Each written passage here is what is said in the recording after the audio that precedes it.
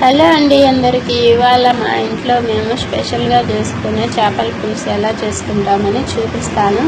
మీరు కూడా చూసేయండి. నచ్చితే ఒకసారి లైక్ చేసి సబ్స్క్రైబ్ చేసుకోండి. ఇవాళ అయితే ఫస్ట్ ఒక మట్టి పాత్ర పెట్టుకొని దాంట్లో నూనె వేసుకొని ఆవాలు పప్పు వేసుకొని జీలకర్ర కొంచెం వేసుకొని దాంట్లోనే కొంచెం ఎర్రగడ్డలు సన్నగా తరుక్కొని మళ్ళీ దాని తర్వాత ఒక పచ్చిమిర్చి అలాగే కరివేపాకు వేసుకొని వేగిన తర్వాత కొంచెం అల్లం వెల్లుల్లి పేస్ట్ వేసుకొని దాని తర్వాత టమాటాలు కూడా వేసుకోవాలి.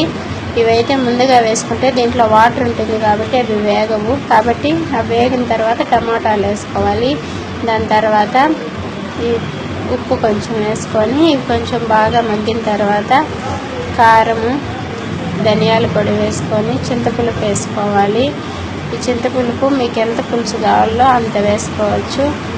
ఇలా వేసేసిన తర్వాత ఇందులోనే కొంచెం మెంతులు కూడా వేసుకోవచ్చు, జీలకర్ర కొంచెం వేసుకోవచ్చు. ఇవి కానీ బాగా మరిగించాలి. సిమ్లో పెట్టి మరిగిస్తే చాలా టేస్ట్గా ఉంటుంది. హైలో పెట్టి ఉడికిస్తే భిన్న ఫాస్ట్గా మరుగుతుంది, కాకపోతే టేస్ట్ అంతగా రాదు. ఇలాగా మరుగుతున్నప్పుడు ఈ చేపలను అయితే ఇందులో వేసుకోవాలి. వంజరం చేపలు ఇవి 1.5 kg ఇవి. వీటిని అయితే ఒక్కొక్కటిగా వేసుకునేయాలి. అదిగో అలా వేసిన తర్వాత నూనె అయితే పైకి వెళ్తుంది కదా, దానికి అర్థము చేపల పులుసు బాగా మరిగిందని. ఇప్పుడు ఈ చేపలు వేసుకున్న తర్వాత ఇవి కూడా బాగా ఉడకాలి. గెంటితో కలబెట్టినామంటే పీసులుగా విరిగిపోతాయి. గెంటితో కదలకుండా అలాగే మట్టి కుండను పట్టుకొని చిన్నగా అలాగా చేసుకోవచ్చు, లేదా ఇలా గెంటితో కూడా చిన్నగా ఇలా పూర్తిగా కలపకుండా పైకి అట్లా వేసుకుంటే సరిపోతుంది. అవి మునిగేంత వరకు. దాని తర్వాత ప్లేట్ పెట్టుకొని ఇలా సిమ్లోనే ఉడికించుకోవాలి.